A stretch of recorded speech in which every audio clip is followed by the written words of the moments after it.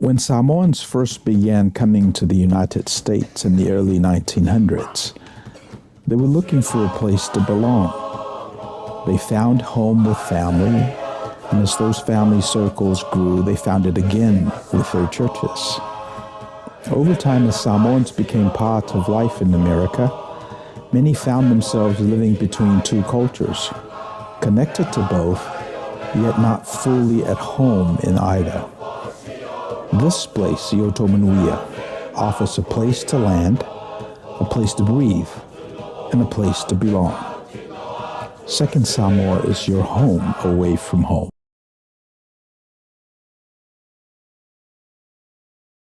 We were talking about the community versus individualism before the tape went off, but or whawaileor malo America, if ataua level individual rights, individual appliances, individual utensils. Everything is centered around the individual. The Constitution reads, all men are created equal. Each individual is created, endowed with their certain inalienable rights from their creator, which includes life, liberty, and the pursuit of happiness. But the question for us communal beings, the people with nu'us and our construct, is where does that notion of equality go too far? Where does individual go too far that it breaks up a community? Like, for example, the LGBTQ community. We're adding so many letters to the hodgepodge, but we've never been able to test that. Right now we've got the transgender, but where do you see community? In a very recent test case, the Pride Parade here in Long Beach was recently canceled by the city for whatever reason, right? But they weren't able to coalesce a community to move that piece. So they ended up just suffering, I think, unnecessarily. Anyway, let's talk about that, community versus individual. Excuse me. I think as Samoan people, I mean, sort of the collective consciousness of our folks is something that comes natural to us. It's all we know. To think not only just for oneself, but think for everyone. Yes. And that's something we brought from home, now here in the US. And, you know, I mean, for me, it depends on the way that you look at the world. We can look at this country and say to ourselves, we are a huge superpower, we're successful. Our individualism is what makes us stand out. The folks who came over here, right, the Europeans who came over here, sought that individualism. They were fleeing oppression, religious oppression, and came here. And those are great pie in the sky ideas on how this country remains, you know, lifts itself up on its pride of who we are. And that's a good thing. That's a great thing. But for me, it's only great is when we look into when we put on our critical lens and see exactly at what cost has all of this come about, that individualism. That individualism came at a cost to African-American siblings in this country. That individualism came at the cost of the millions and millions of homeless people who are on the streets in our neighborhoods here in Long Beach, in Los Angeles. That's the individualism for me. Those are the things, those are the, you know, the costs. And it's a great thing, you know, it just, for me, it depends on where the value system and where your moral compass lies. We discussed the LGBTQ community. Obviously, that's gonna ruffle lots of feathers within, you know, the hetero community, you know. But for me, I commend the courageousness of the community to come out and name their experiences. And then I think anytime that you take your own narrative into your own hands and you define your own narrative, you know, you're going to have you know, this huge, criticism of you, because now you're beginning to tell your story. And I think it's the same thing that happens in all, not only in the LGBTQ community, but all of the, in our past as Samoans with our colonial histories as well. Once we wanted to take control of us and tell our own stories. And, we just recently, a week ago or so, we celebrated the independence of, independent Samoa. Yes. That didn't come about until, folks started to reclaim their stories, reclaim their identities, their lands and their traditions, to define themselves, to break away from how the Europeans, the New Zealanders, or whoever, or the British, wanted them to be defined. And so there's always a cost for me, but that is definitely up to the community and the individual.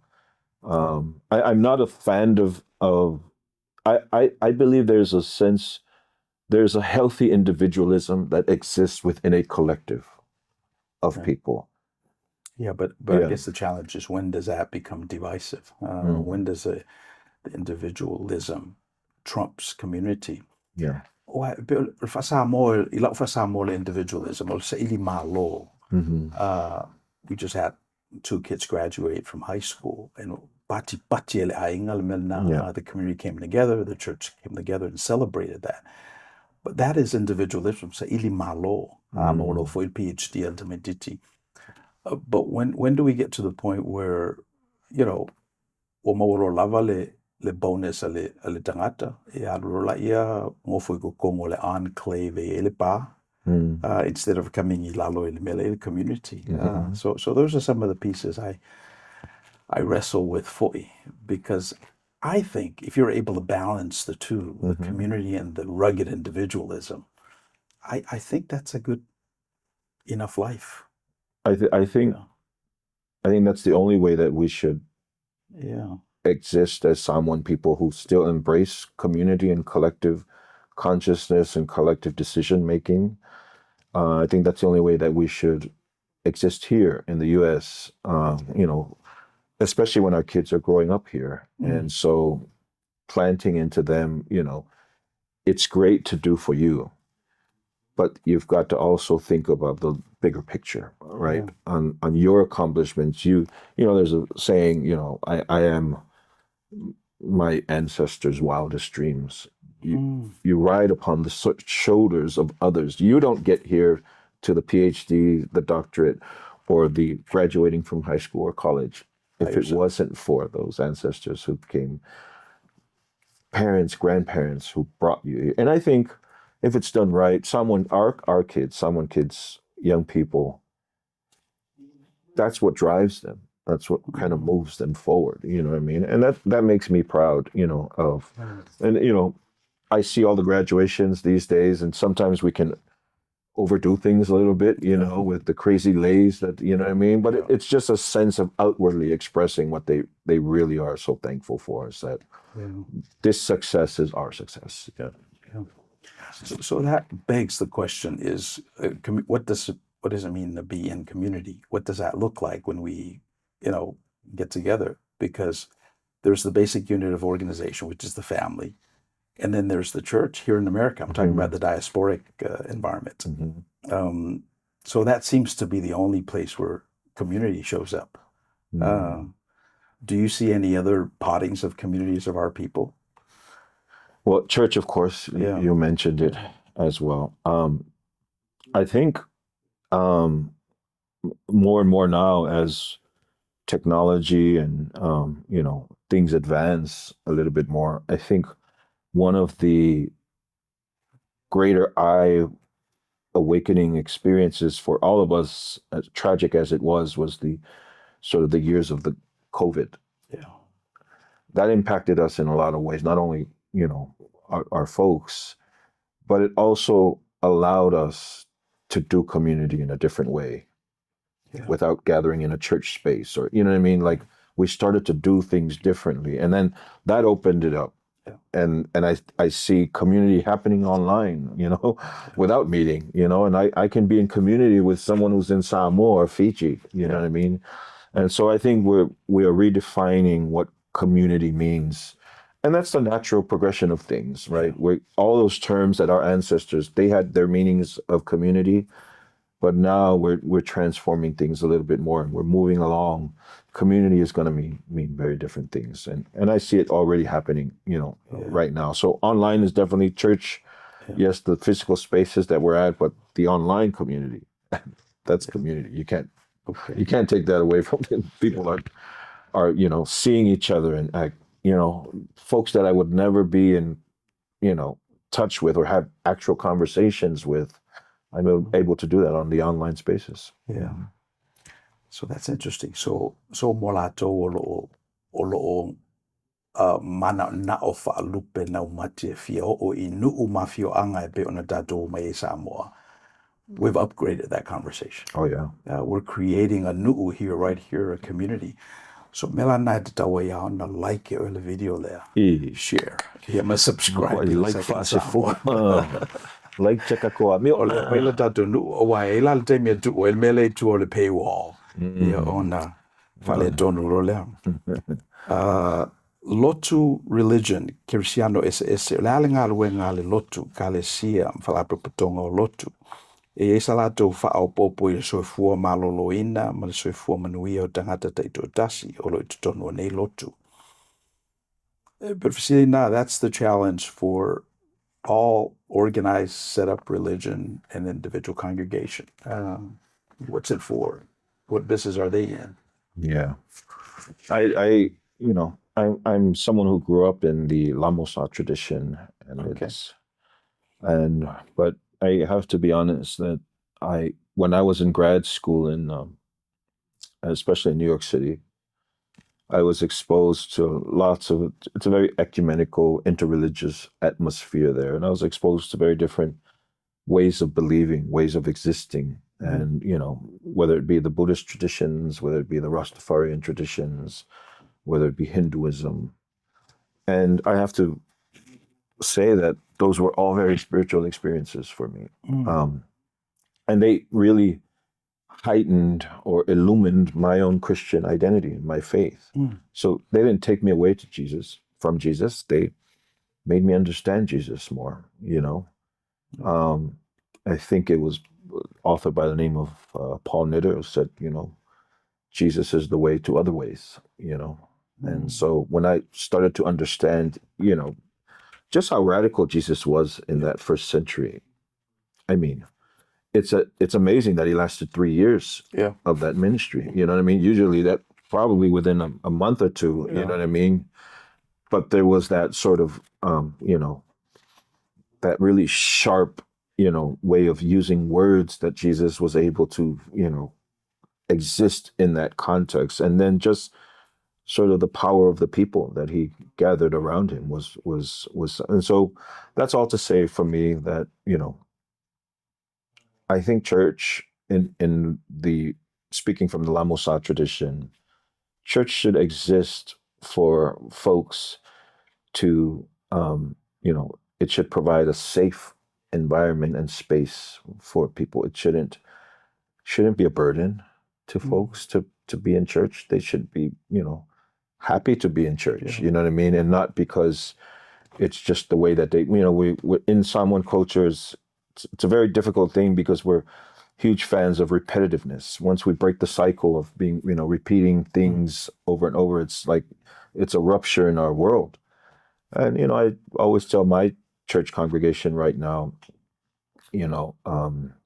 let's do something new. Let's try different things. Let's try different ways, you know what I mean? And especially in the light of the world today, we've got to, to sustain membership. Young people are leaving the churches more and more these days. And so what do they have to say about what church looks like, And, not everyone has the same challenges or issues, but those are some of the issues that we deal with in my church tradition right now. I think what the churches, organized religion, has done is they've sanitized Christ. Yeah. They've sort of like put him on a pedestal. Boy, oh boy, if I could tell you as a scholar who's been researching some of this, yeah, I would probably be excommunicated even from the Catholic Church. Though I'm not Catholic, you know what I mean? They probably keep me from coming into this. Yet we have sanitized Jesus. So, yeah. Radical. He was radical. He was a criminal. Yes. Breaking all the Shabbat rules. And I think for the church to they need to go beyond that, the sanitization. There was a movement not too long ago around the Berkeley area where they were trying to discover the historical Christ. Sure. They were trying to find the humanness of Christ versus the sanitized Christ that we were dished on the plate. And that was good work for you. But now, different generation. One thing I know about businesses, as soon as they fail their MO, modus operandi, o le te miro lava e le manino e le bisinisi, lana message, le mafuanga le exist, o na ngaulo lea. You take any Sears Roebuck, that's no longer a thing because they've forgotten who they serve. Yeah. So I think if a penane fo ilale lotu be ale fa'a tete e fa'a Samoa le tua iana fala proputonga. Yeah. Melana dona mafo fo me tato. Next one is mataupu sili theology. Mataupu sili or mataupu le sili atu nai lo so o se isi lava mataupu. Ele se mataupu e sili atu nai lo le mataupu o le atua. A tato mafo fau mataupu sili tau lava na mafo fau i le tua. O telefo itala e fai i le tua. Telefo itala o lo tustusie tusie fa malamala maile winga o le tua. Lo na suafa o na ngaluenga. Is this something o feo le tato culture Samoa o lo tala noi nai mata upu sili? Well, obviously the go-to when we talk about theology is in the academic institutions of Samoa, right? Okay. In the churches, of course, I think the church it has a very unique theology. And when I say the church, I talk about the main churches of our Samoan people back home in Samoa. You can talk about the Lamosa tradition. You can talk about the Methodist tradition. You can talk about the Lutpopin. I think the church has its each unique, exclusively specific theologies within their own traditions as well. Okay. I can tell you about my theology, Okay. as far as a Samoan. I'm what you would call a liberation theologian. And I do subscribe to the notion that God has preferential treatment for the poor and the disenfranchised and the oppressed. I think so. Okay. E manatu whapitole atua i le fiu mai o na alo. Okay. I mean, because I can't disassociate myself from the way in which God comes down into humanity. God comes into flesh through one. These are some of the things that we should, an unwed couple. Sure. There's a theology that's there as well. It comes into humanity through an immigrant process of fleeing oppression. There's a theology that's there as well. God comes into the world through folks who couldn't afford anything but the kindness of strangers to be born into a barn, right? Or a manger. There's a theology there as well. Okay. There's a theology with royalty coming into that barn or that manger and visiting this poor immigrant couple who's fleeing oppression. There's a theology that's there as well. There's a theology of Jesus growing up in a very humble means and also being a carpenter. So those are and that's what brings me to that theology of Because I don't think the world knows God until Jesus. And you have to ask, we cannot escape Jesus. We like to, you know what I mean, realistically. And as you mentioned, like the human side of Jesus, right? Mm-hmm. But the lived experience of Jesus is important. And that's what shapes my theological direction. Liberation theology. I mean, there is going to be a lot more poor people in the next decade, right, than there've ever been. Yeah. Right. And they're going to be flocking to places where there's resources. So you think maybe that's going to start trending, liberation theology, where we'll be looking for salvific pieces to save the poor, be with the poor, upgrade the poor, take from the rich? And I do believe that liberation theology is tries to do exactly that, is to put faith in action as far as being there for the poor and helping the poor, the disenfranchised of the world. But I think at the core of liberation theology is for the poor to find their voices. Yeah. I think that's the core tenet of liberation theology. I studied under a very significant theologian in the U.S., James Cone, the late James Cone, who was considered the father of Black liberation theology. And in those pieces, those amazing texts that he wrote, and in the classes that I was blessed to attend, he presented the Black freedom struggle in a way to say to someone like me from Samoa, is that let this movement inspire you to find your voice. And especially when you continue to see the oppression of not only our people in the Pacific, here in the U.S., and, so those movements, that movement and that particular mentor, James Cone, was someone that really instilled in me to say, okay, where are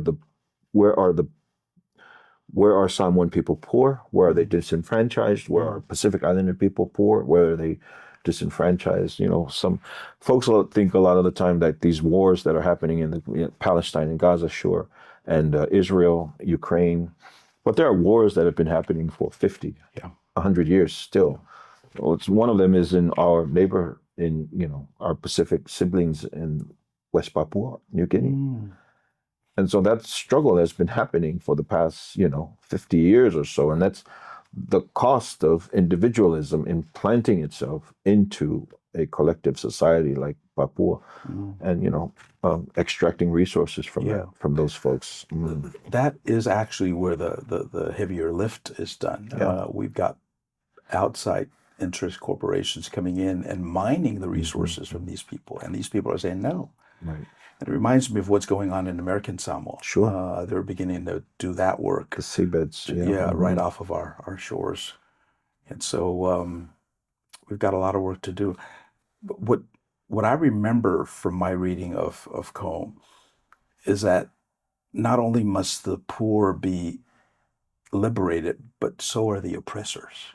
Yes. Yeah, the people that are at the top oppressing these people. We need to liberate those corporations that are mining our seabeds and kind of like tell them there is a bigger God, right? Why are you so bent on acquiring stuff? Yeah. Jesus said, so those are some of the work that we need to do and some of the theology that we need to manifest. Yeah, wow. And then that leads me to the next one, which is Tamau Ainga, wealth. Not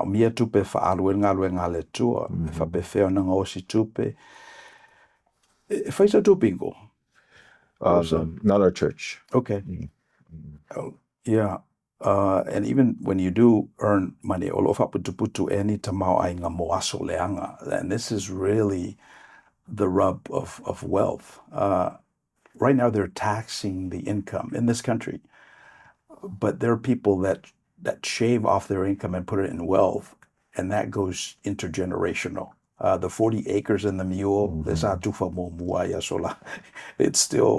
it's probably now 150,000 acres, and it's a vast fortune. But my point is, we need to start looking at that as a resource that's available to the oppressed. Mm-hmm.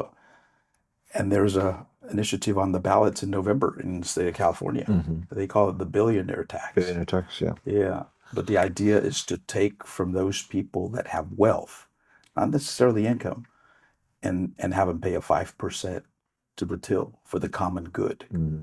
So that's the idea. Yeah, and it really does come to like a sense of collect responsibility for the economy, for society. I don't know if God ever intended folks to have $100 billion. What's the point? Yeah, right? I don't. It'd be different if that $100 billion could get you everlasting life, and you found the fountain of youth, and you're able to spend it for another, 100 years or so. But a lot of folks that get to that position, they get there on the backs of others and Sure. on the labor of others. And, unfortunately, the world today is driven by the sort of the capitalists. And a lot of folks see it as healthy. Capitalism is a healthy thing. It's brought America to where it is right now. Ever since the Industrial Revolution, things have changed significantly in the world. But I think we mentioned this before. At what cost? Like we're always looking at the wins, right? But what are the losses? What are the costs? And I think that's the real point. That's the real tragedy, is that someone like a Jeff Bezos with $200 billion, right?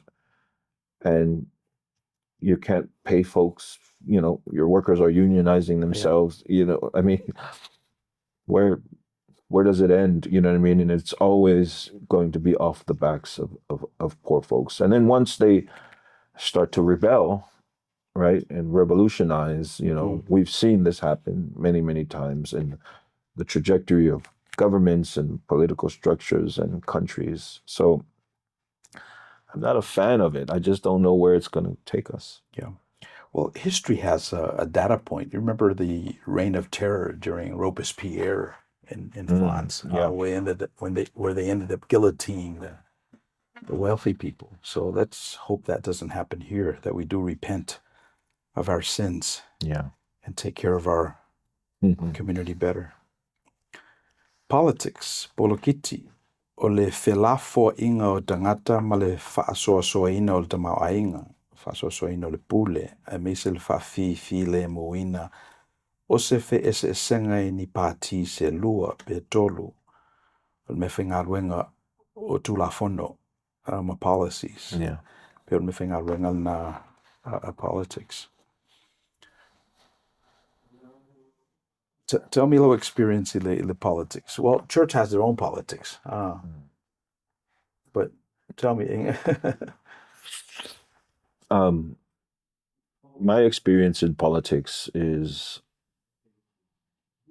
through my Christian lens, I think. I think a lot of, churches today say, the church doesn't belong in politics. I beg to differ. Jesus was a very political figure. He was a politician. Whether or not you like to see Jesus that way, and I think that's the lens on which you choose to view Jesus. Yeah. But you cannot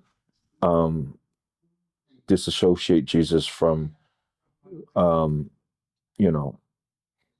first century person who was very much challenging not only traditional orthodoxy and Jewish tradition, right, and leadership, but also at the higher echelons of, world powers when we talk about Rome.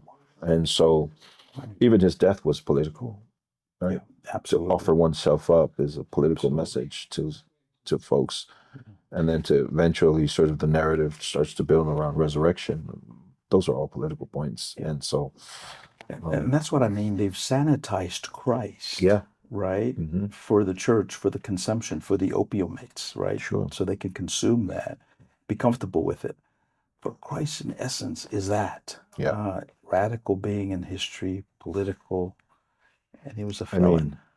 to associate yourselves with prostitutes and poor people who were, what we would say in, maybe in India they would call them the untouchables, right? Like this, that's the same sort of way that we can view that first century when we talk about the poor and the disenfranchised, but also the class to which Jesus chose to, circle and journey with. That's a huge political statement, slap in the face to folks, and they're just challenging religious authority. And so we definitely have to see that, Jesus shaking up political norms in society back then. So we see it today as well. Yeah, so I'm trying to figure out who are the contemporary Jesus Christ, the models that are doing that sort of work. And it's very hard to find. Dato for community, but dato for if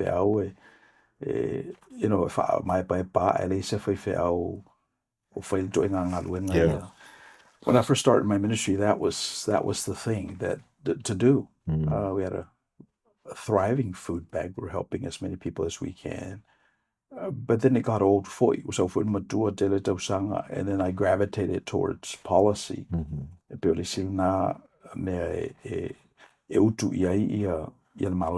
Because time does run out. So I think we have to be smart about this. But I think if we are to do some work institutionally, don't to revisit the role of Fifeau.